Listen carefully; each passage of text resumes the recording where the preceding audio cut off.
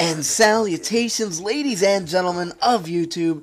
This is MazezRealm once again, and welcome to another Keys to Success episode. On this particular episode, I'm going to be talking about something that's really important if you're trying to improve your gameplay in Black Ops 2 multiplayer. And basically what I'm going to be doing on this episode is I'm going to be analyzing my gameplay and basically showing you guys what mistakes I made and what I did to overcome those mistakes and come out on top on this match. Now, this is a very good gameplay. You guys should enjoy it. It was a very fast-paced gameplay, and it was a lot of fun. So without further ado, let me jump in and start analyzing this gameplay for you guys. So now you can clearly see here that I'm actually right in their spawn. I'm in their spawn, and I know this. So I first take out one guy, and then take out another guy and die. And here's the reason why I died. I shot the first guy. Instead of retreating like I normally should have done, I actually went back into the spawn to get more kills because I was just feeling greedy, I guess. So I took one guy out here, and I could have taken the other guy out. However, he had an RPG, and I did not expect that, and I ended up dying. So if I hadn't engaged with just a little bit of health, I probably would have been able to kill both of them very quickly. But unfortunately, when you get cocky sometimes, that's what happens. So after this, you can see that I learned from my mistakes. I decided to slow down my gameplay a little bit, and I saw that they were spawning in the back, so I went ahead and started to make sure that I shifted the spawns back to that back spawn again. Once I did that, you can see that I'm starting to move up a little bit. However, I'm still spawn trapping them at a distance. I do not want to engage them like I did before because I obviously lost those gunfights. So what I want to do is keep a distance and still spawn trap them. Now here you can see that I'm actually using some suppressive fire to get some assists because I'm really close to getting my lightning strike. Now I'm running low on ammo. So what I'm doing is I'm running over to a scavenger pack. Now that the coast is clear, I reload and I hear some enemies, and then I turn around and take them both out. Now this was a little bit lucky, I'm not going to lie. But let's analyze this frame by frame again here. You can clearly see that the coast is clear right here in slow motion. So what I do is I reload in cover. That was a really smart thing of me to do.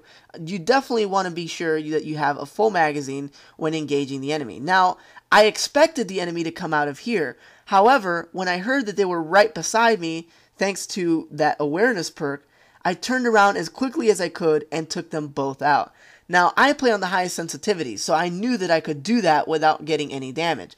Once I actually did that, I heard a guy with a shotgun behind me. So what I did was I sprinted to give myself a little bit more space, and then I engaged him and took him out after a lot of shots were fired.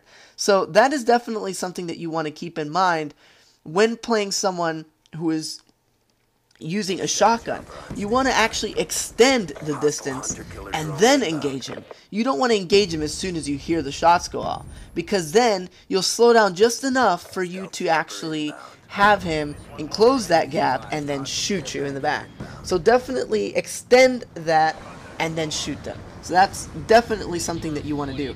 Now you can see that I'm calling in my point streaks, but what I'm doing is very important when you're using point streaks like the ones I'm using. Notice that I called in my stealth chopper first. Now the reason why I called in my stealth chopper first is because it is an AI controlled kill streak. And as you know, since you're not controlling it, it gives it a little bit of vulnerability when it comes to people trying to shoot it down.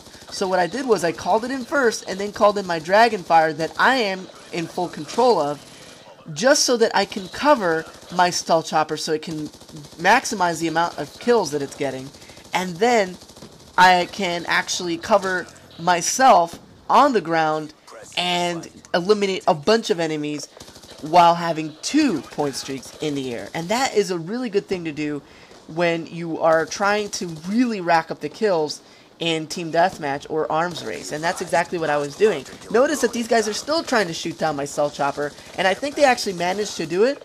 However, I still went in their spawn with the Dragonfire and went ham with it.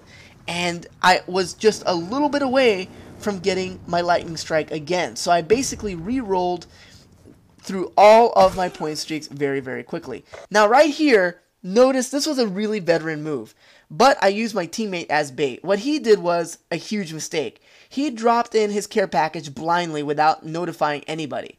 And what happened? An enemy with a death machine took him out. You can clearly see that on the minimap. You can see the red dot pop up when he's firing the death machine. And so what I did was, since I had no ammo, I waited for him in this corner to start picking up the package. And now that I know that he's being distracted and I only have a knife, I run back to this care package very, very quickly and I knife him in the back to pick up my scavenger pack. And that right there is what gave me enough ammunition to reload and then go after the last guy so that I could get my Lightning Strike. And here he is. He's very oblivious, runs right past me. I shoot him in the back, and then I go back in to call in my Lightning Strike. And that is how you should play if you want to get the most amount of kills and get a win in the process. So I really, really sincerely hope that you guys learned something from this video. And until next time, this has been MazezRealm. I am out.